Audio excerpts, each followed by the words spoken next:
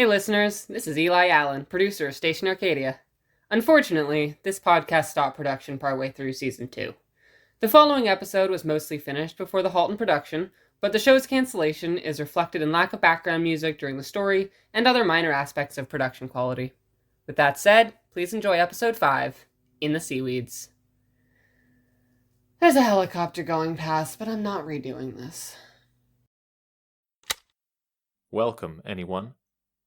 Thank you for tuning in today. You're listening to Station Arcadia.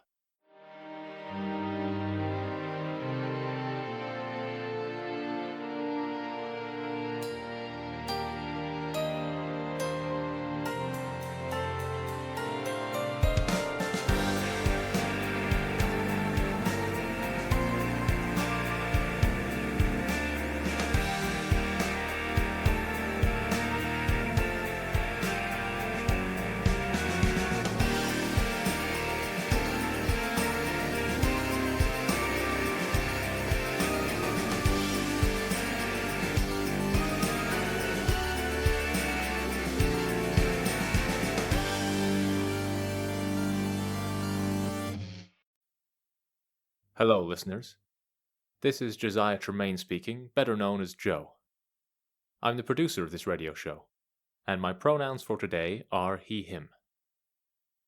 Don't worry, Kass is fine. They accidentally nicked themselves with garden shears again, but they'll be here soon. They didn't want to delay the broadcast, but Zed and I insisted that the wound be thoroughly cleaned before they got in the booth. This was the compromise. So I'll do my best to be decently entertaining as we wait for Zed to finish her doctoring. One thing I've learned about Talsorians over my time at this station is that there's some very basic, practical knowledge that they don't seem to be taught growing up. Like the fact that if you cut yourself on a rusty metal object, you'll want to do a darn job disinfecting the wound afterwards. Or, for an even more basic example, how to fall asleep naturally. Lysel once told me they used to take a pill every single night that would knock them out. It seems like a whole different world over there. I'm sure, if I ever visited, I wouldn't know the very basics of that life either. It's just so eye-opening to live with people who grew up in completely different environments. That's why I'm grateful to this station. Not only for giving me a place to live, but also for being a place where I'm able to be friends with Kass, Lysel, and Zed. I'd never have met them otherwise. And that would have been a shame. I can't imagine ever moving back to Hardizon, where no one knows the first thing about the rest of the world. It just seems like a smaller life. Oh, and here's Kass. Wonderful. I was running out of things to say. Thanks for covering the intro, Joe. You have fun playing host? I don't mind saying hello to our listeners every once in a while, but I hope it can be a scheduled event next time. Please try to be more careful gardening. Ugh, fine. Only 'cause you asked so nicely. I appreciate it. Hey, wait, do you think the listeners recognized your voice when you came on? Or did you make them think there was a new person at the station? I introduced myself, Kass, for that exact reason. My voice has changed a decent amount since the last time I spoke on air, and I didn't want to confuse or frighten anyone. Zed would call that a missed opportunity. Well, if Zed ever undergoes hormone replacement therapy, she can pull whatever kind of voice prank she likes. Don't tempt her. Why not? I'm sure Marvin could bring some extra testosterone the next time he swings around. Along with more of those good biscuits, hopefully. You should ask him to bring a recipe and ingredients instead. Then I can make them fresh here. Oh, would you really? That'd be awesome. Of course. You need to do your broadcast, though, so I'll stop distracting you. Right, yes. Enough chatter. Let's get into it. Hark was researching an essay for Miss Nye when they first found out about the seaweed. Petal Nye was the curator for the Museum of Latro on Island 8. The building shivered in the cold, but was filled to the brim with artifacts that Miss Nye had excavated herself from all over the Ganon Islands, primarily Island 8. Miss Nye had become Hark's de facto teacher after they had been affectionately diagnosed with ungovernable autism.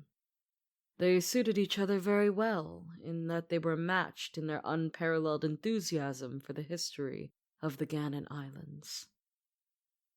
The museum's collection contained some cross-referenced exhibits that tried to paint a picture of the pre-seafaring Ganon people.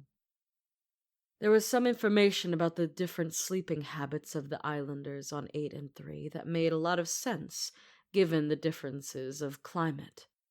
And there were a few documents, meticulously preserved by Miss Nye with Hark's help, that detailed civic procedures. But what interested Hark the most was eating habits. Information was fairly scarce, as while the pre-seafaring Ganon Islanders did write things down, the vast majority of the information about everyday life appeared to have been passed down primarily through oral tradition, and much of that was lost when the Empire attacked and the first boats hit the water.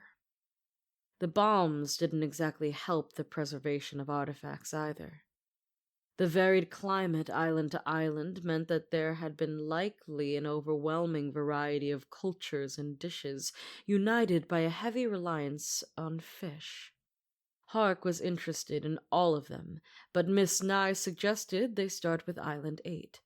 That way, they wouldn't have to travel far in their studies and would be able to develop a rich understanding of the broader context of their findings.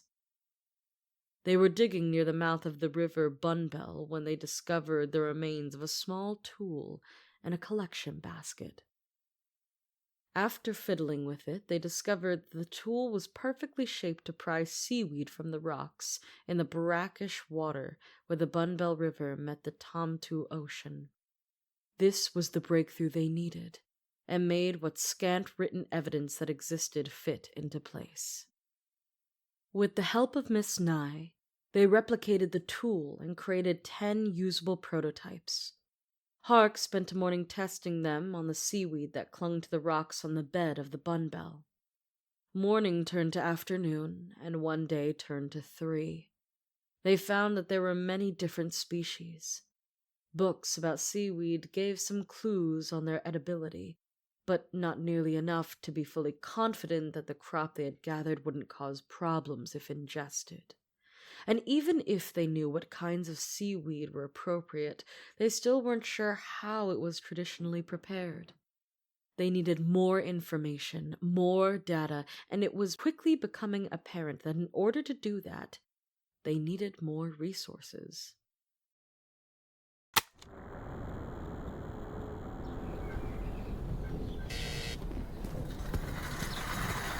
What is this, Sorren? An interview. I didn't mean a job interview. Why not? Working for my political rival, and on top of that, someone who hates me? I can think of a lot of reasons why not. Just think about it. You want to make a bigger difference. Sure, you could start small and grow from scratch until you reach your goal. Or you can start at the highest we can get and move up from there. There's no way they'll hire me. You don't know until you try. Besides, wouldn't it be good to have someone on the inside? I don't think that someone can be me. I do. Come on, it'll be fun. I doubt that. Want me to come in with you? Stop. Fine, I'll do it. What's the position? They're looking for someone to take charge of the communications department. They want someone who can communicate with sponsors and businesses and has good interpersonal skills. It says they're looking for someone with relevant experience in politics. I mean, running for premier is pretty relevant experience if you ask me.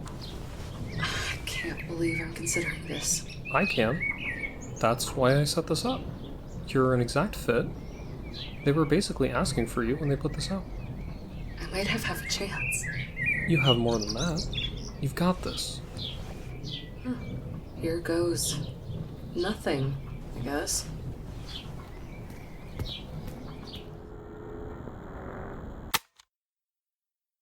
Can you imagine showing up for what you think is a press talk and it's actually a job interview? Axel took that much better than I would have. I really hope we get to see this interview, but in the meantime, back to the story. Miss Nye helped Hark put together a presentation for the local government to secure funding. Hark was excited and confident. To them, it seemed an obvious move for the council to support their study. It was a potentially viable alternative food source and a good way to understand how their ancestors lived. Miss Nye was more apprehensive. Every time Hark mentioned that it was a sure thing, her smile grew tighter and less convincing. The council listened to Hark's proposal with blank faces. After they had finished, the leader of the council cleared his throat with a wry smile. I know you mean well, and this shows that you've put a lot of effort into your passions.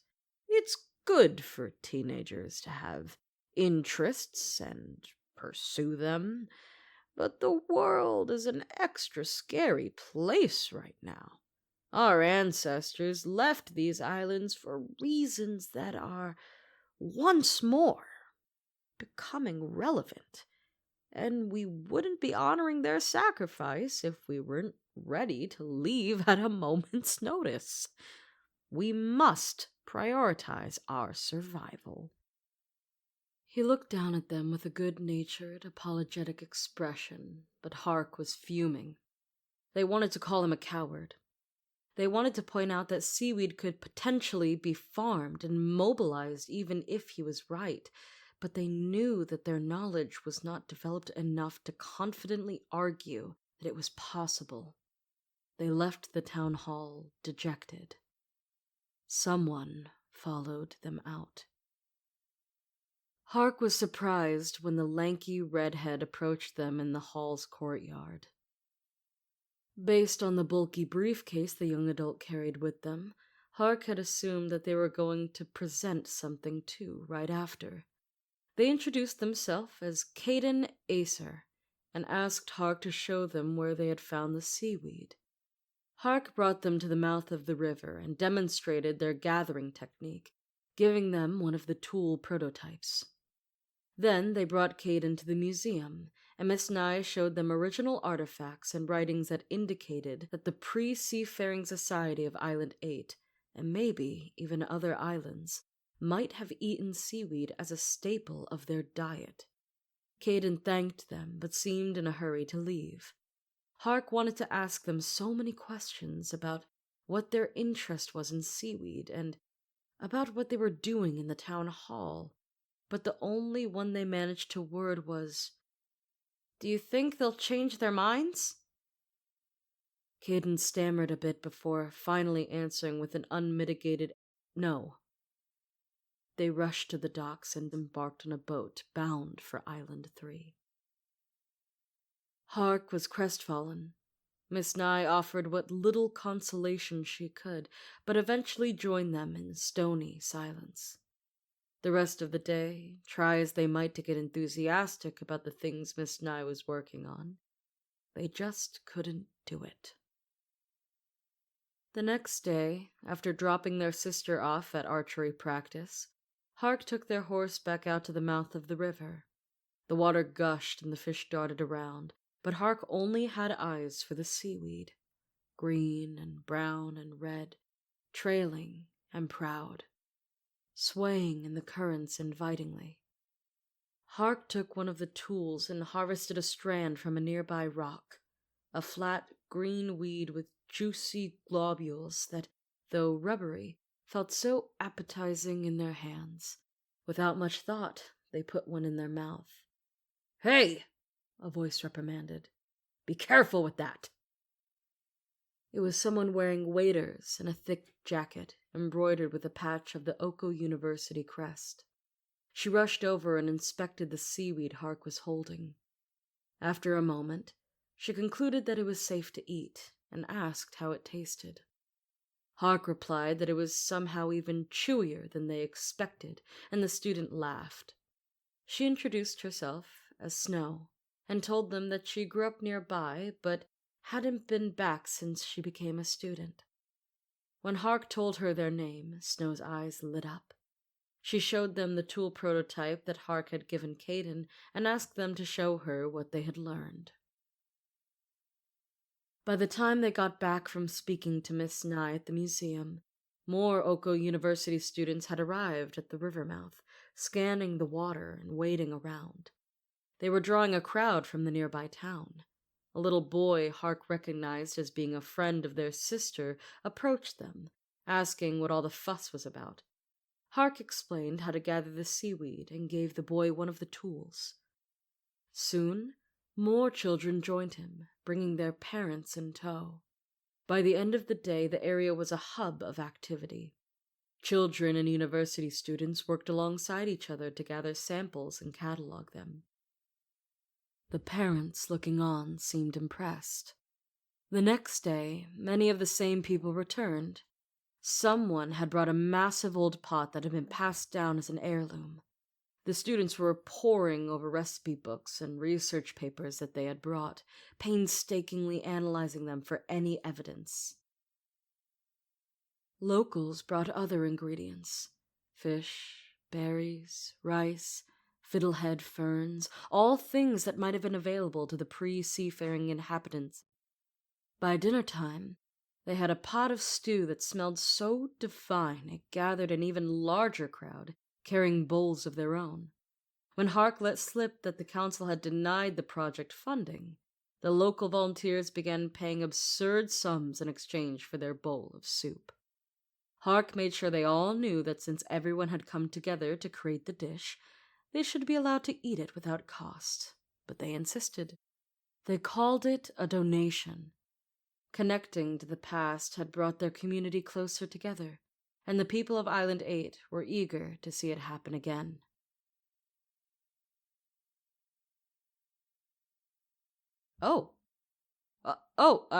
That's the end. That was so charming.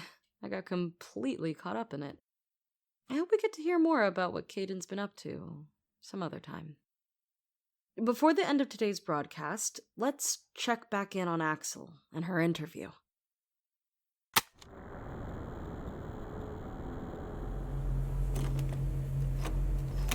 Well, I'll give you one thing. You constantly surprise me. I hope that's a good thing. It's better for my chances. Not very professional right out of the gate. Wonderful way to start an interview, Miss Moore. Just matching the energy in the room, Miss Russell. Take a seat. Thank you.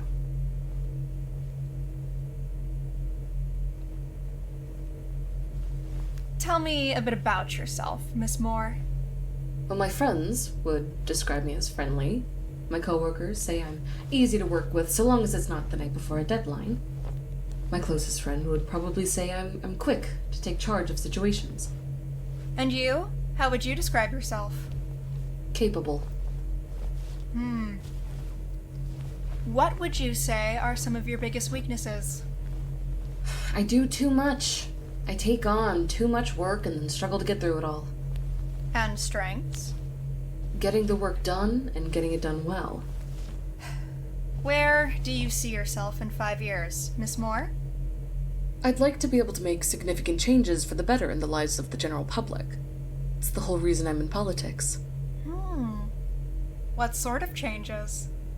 I'm sure you heard some of my proposals in the interviews I did while running for premier. Many of which were against the proposals of my mother, the person you're trying to work for.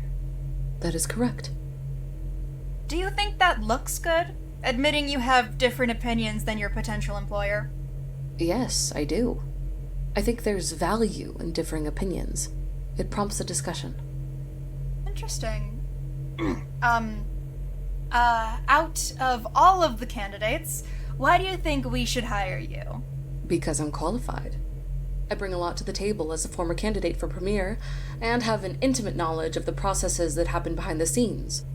I'm also, as I mentioned before, able to bring a different perspective to conversations. No other reasons? Depends. Would you like me to have another reason? What do you mean by that? I mean, is there a certain type of person that you would like me to be, Miss Russell? I'm the one asking the questions, Miss Moore. And I'm answering them to the best of my ability. You're acting weird. And you're acting unprofessional. But I'm happy to continue this if you are. Don't look at me like that. My apologies, Miss Russell. So, tell me about a time you had to make a hard decision.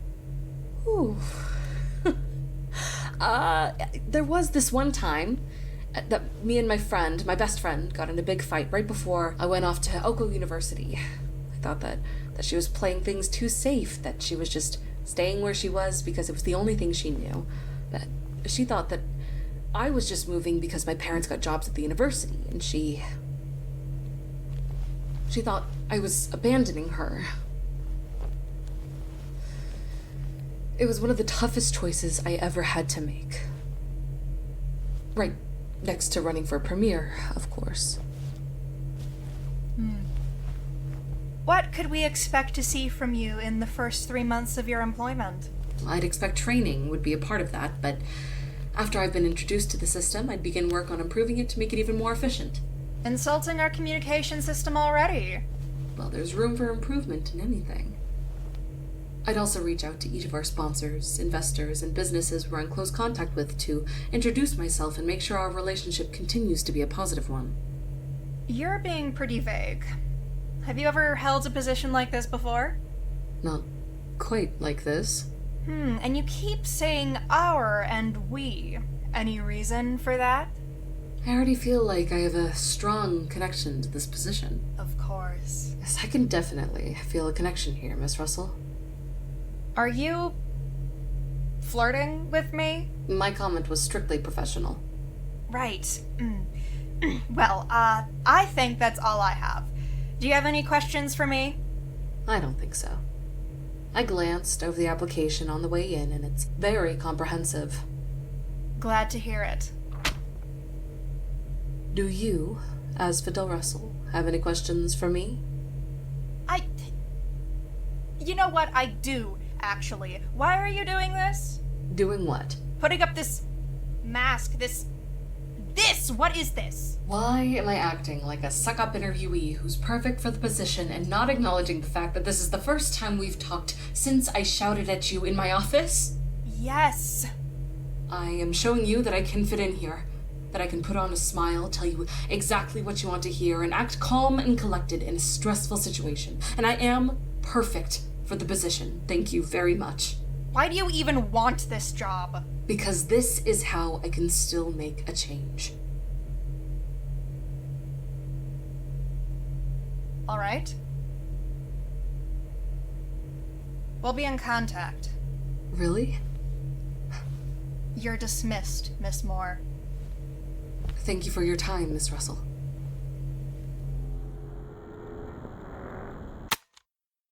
Oh. Well, that was better than I hoped for. The tension was sparking. I really hope Axel gets this position, and not only because she and Asphodel make for interesting radio. All right, my hand is killing me, so I think that'll have to be all for today. Listeners, learn from my mistakes. Be careful when using sharp garden tools, especially if you can't see what you're cutting. And as always, stay safe, stay moving, and stick close. You've been listening to Station Arcadia.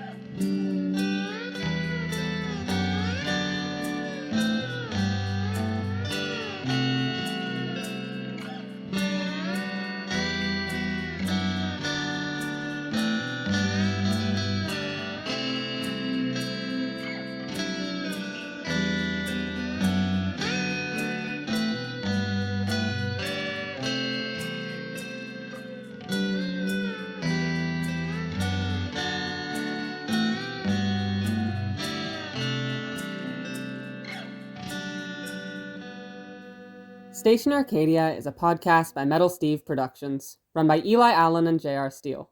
It is produced by Eli Allen, with creative direction by Tovah Brantner, dialogue editing by Leo Zahn, and soundscaping by J.R. Steele. The radio story for this episode was written by Maddie O.K. Smith, with cutaway segments by J.R. Steele, Arcadia segments by Eli Allen, and copy editing by Eli Allen. It featured theme music by ARPS. This episode featured Lady Renaissance as Kass, Sam Murphy as Joe, Ray Cameron as Axel, Aakash S. as Sorren, and Tovah Brantner as Asphodel. Station Arcadia is licensed under a Creative Commons Attribution Non-Commercial Share-alike 4.0 International License. For more information about the cast, crew, and world of Station Arcadia, and to view our transcripts, check out stationarcadia.wixsite.com/podcast. Feel free to use hashtag ArcPod to view and share thoughts about the show on social media. Today's weather of the week is mix of sun and cloud. Periods of drizzle throughout the morning, lasting until around 3 p.m. High of 8 degrees Celsius, going down to 0 at night, so we might get some frost. 40 km/h winds with gusts of up to 60. Humidity, 86%.